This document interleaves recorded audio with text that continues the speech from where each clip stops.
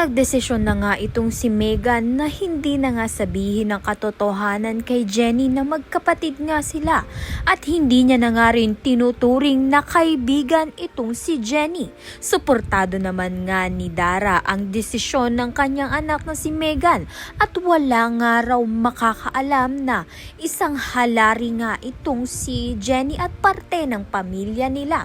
Kaya naman nga't ibinaon na nga sa limot ang tunay na pagkatao nga nito ni Jenny at si Minchi na nga lang ang tanging paraan na masabi ang katotohanan sa tunay na pagkatao nga nito ni Jenny.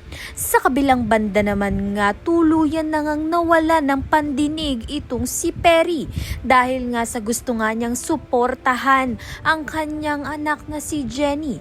Hindi niya nga kinaya dahil sikat na nga ang Yumi at marami na ngang fans ang umiidolo sa kanila. Hindi nga kinaya ng kanyang pandinig kaya naman nga't bigla siyang bumagsak. Sa kagustuhan nga ni Jenny na dalawin nga ang ama nga niya sa ospital ay dinumog nga siya. Kaya naman nga't pinahupa muna ang mga fans bago nga siya pumunta. Kaya naman nga't yan at iba pa ang dapat nating pakaabangan. Maraming salamat sa iyong panonood.